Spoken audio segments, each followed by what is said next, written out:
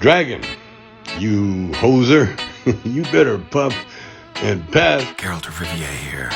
What say you, Dragon? Good luck on the path. We's gonna get silly, bitches. How's it going, folks?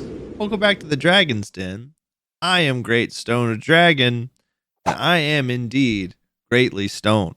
And when I get stoned, I like to talk about video games a lot. So I wanted to tell you guys about a couple video games that I really like to play when I'm very, very high. I'm not saying these are the best video games to play when you're stoned. These are just a grab bag of video games that I like to play when I'm stoned. I scrolled through my Steam library and just took note of a couple that stood out that I was like, yeah, I remember really enjoying playing that when I was really high out of my mind. So I'm going to hit it again and then we'll talk video games. That's better. Thanks so much for being here. Let's get into the list. All right, so not all of these are recent, and I'm going to start with the most recent one. I bought the Dead Rising Deluxe Remaster for my birthday. Holy crap. I've always loved Dead Rising. If you didn't love Dead Rising prior, it might not be a good pick for you, but the Deluxe Remaster feels like they rebuilt the game from the ground up, and man, they made some quality of life improvements.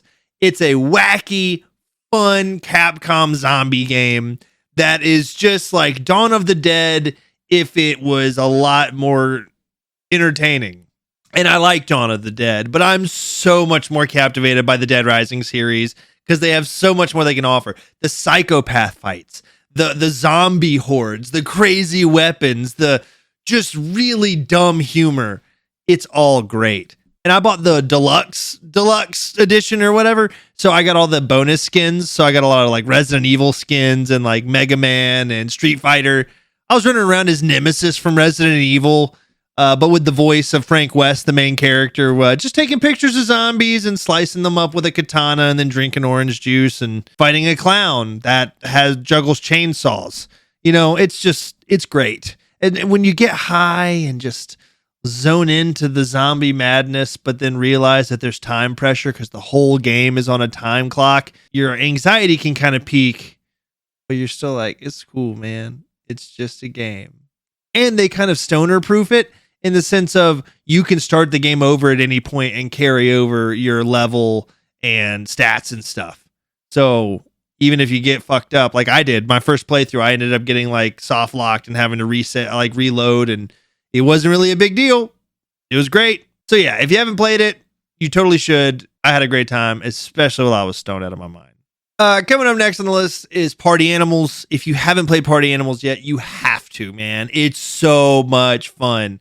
Like, I grew up loving playing Smash Bros. Because when you had your friends over, you could all sit and just play Smash Bros. For hours and get crazy with it. Party Animals is like that, except I don't want to say I like it better. I just feel like it's different enough to make me gravitate more towards that now because I've played Smash Bros. For so long. Party Animals, they're adorable little animals, and it's a brawler, but it's different. It's a lot more it's a lot more wacky, a lot more fun, very colorful. But man, don't let its looks deceive you though, because you get in there and it's fists and fur and screaming and oh, the chaos, the bedlam that ensues. That's really just when me and Bark play it because we take Party Animals very seriously. And people are always trying to bruise my dog ribs. But yeah, it's super fun and they have tons of animals. And any game that has an otter as a playable character, they're my favorite. I love otters. It's a home run in my book. But the gameplay holds up. They're updating it. There's a lot going on with that game, and it's super duper fun. Like T-Pain has a skin in that game where he's like a bear. I'm just sharing that with you. That's a thing that exists. You're welcome. Whether you're playing online or couch co-op, Party Animals, tons of fun. Highly recommend, and it's like super affordable. So check it out.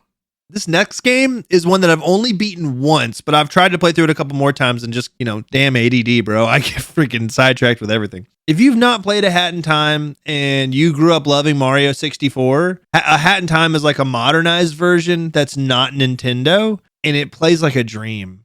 It's co-op. It moves with just fluid motion. The mechanics are great and it makes sense. I'm pretty sure it was a fan-funded project. All I know is when I played through the game, once I started it for the first time, I could not stop playing it. I ran through that whole game. It was a couple years ago, but I ran through that whole game front to back, just packing bowls and getting hats. Just trying out all these different hats, getting all these different abilities, jumping around, looking at all the colors. It's a funny game too. And it's got voice acting. You could probably get it for a solid deal now, and you totally should treat yourself to a Hat in Time. If you're getting tired of the same games you've been playing and you want something that's fun, but also engaging and immersive, a Hat in Time right up anyone's alley. Get a friend. If you would like to play it co-op, highly recommend. The co-op works great, but even if you just play it solo, that's how I played through it for the first time. The only time I've played it in its entirety, I played it solo and had just an incredible time. It's a beautiful world that they create with this very, very immersive story. You're going to love it. 10 out of 10. Play a Hat in Time. This next game I have like crazy nostalgia for, because it was one of the first PlayStation 2 games that I played at a friend's house where I was like, there's no way I ever would have learned about this game, and you have it, and now I need to have it. And that's Katamari Damacy, or Damacy. I'm not sure how it's pronounced. But that game is an acid trip of a game that is just full of condescension, pretentious, snooty jerks, and rainbow blasts of color, and none of the game makes sense. Don't go in there trying to make sense out of any of it, because it will not compute with your brain. It's not supposed to, unless you are just bent out on some serious psychedelics. This game involves you taking a ball, which is called a Katamari, and you start out as a very, very small character named the Prince, who rolls this Katamari, and things that are smaller than the Katamari stick to the Katamari. And as the Katamari gets bigger from all these things that stick to it, the bigger the things that can stick to it are. So your Katamari can start picking up like paper clips and like erasers, and you pick up enough of those, and then you can pick up like dominoes. You pick up enough of those. Next thing you know, you're picking up like coffee mugs. Then you're picking up lamps and stools and cats, and then you're picking up like a Ford Focus off the highway. People are screaming. There's fires going off. It doesn't get that intense, but it's wild, dude.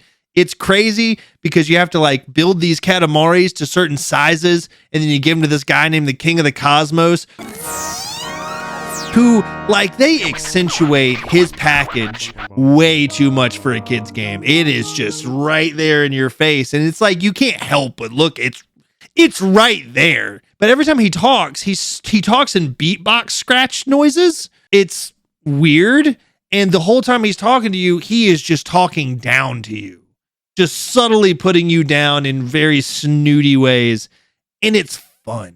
I've never taken such abuse that I've enjoyed as I do as being belittled by the King of the Cosmos. It feels like a privilege, honestly. Yeah, he'll take your Katamari, he'll turn it into a star, and he'll add it to the night sky.